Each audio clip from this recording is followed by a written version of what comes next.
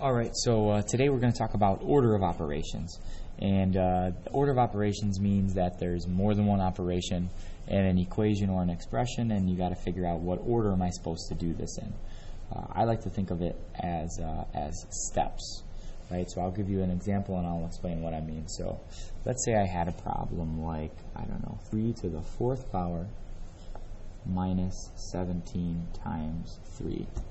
So I'm looking at this, and it's a multi-step problem, and there's an exponent, there's subtraction, there's multiplication. So I got to figure out which order am I supposed to do this in. So I came up with this. All right, I take these problems and I break them down into simple problems. I want to do it step by step. So I set it up like this. First thing we would ever do is parentheses, then exponents, then multiplication or division. Notice they're on the same step, and you work those out from the left to the right. Then addition or subtraction, and again that's from the left to the right, depending on is adding first in the problem or subtracting, working from the left to the right. Multiplying or dividing, left to right.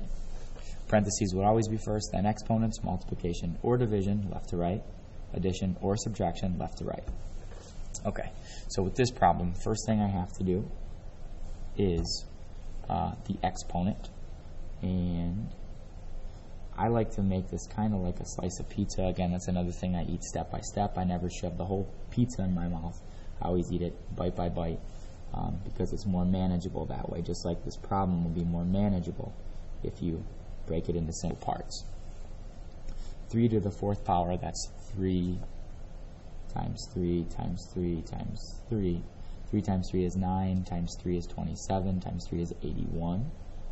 So I always like to make a note of which part of the problem I did and then rewrite it, because it's helped me to track and to see if I did everything okay.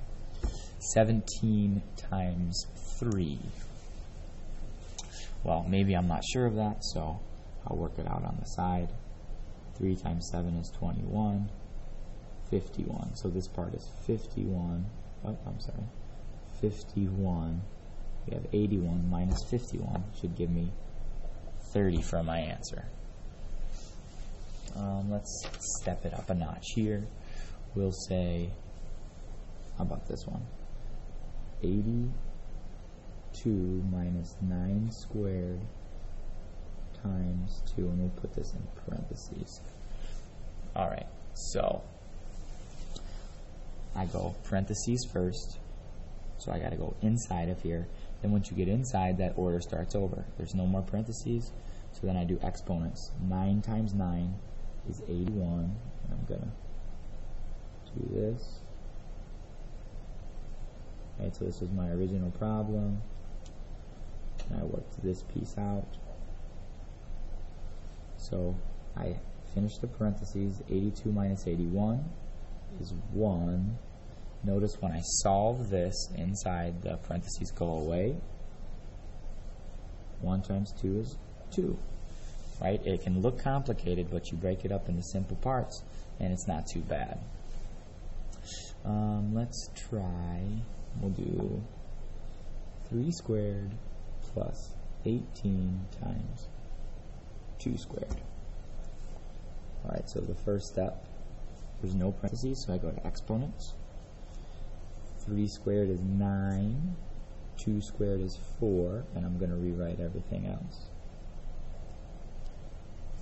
Right, I'm not sure. 18 times 4, 4 times 8 is 32, 72, so this is going to be, this part is going to be 72.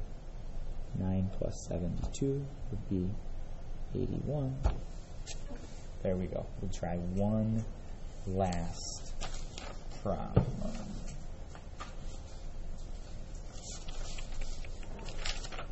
I want to make sure I get a good one.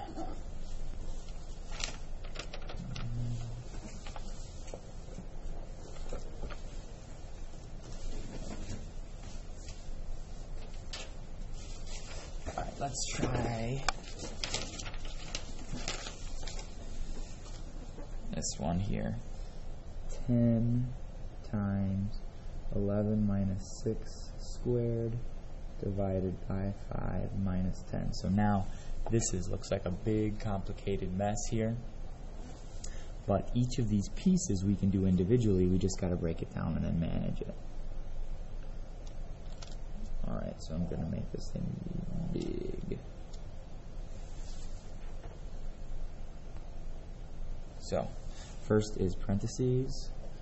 11 minus 6 is 5, and I'm going to solve that. So, 2, right? This is saying anything, I solve this on the inside, and then that is squared. Make sure I recopy the whole problem each and every time. Now I'm looking, I choose multiplication or division. Well, I got to work choosing between those. I got to work those out left to right.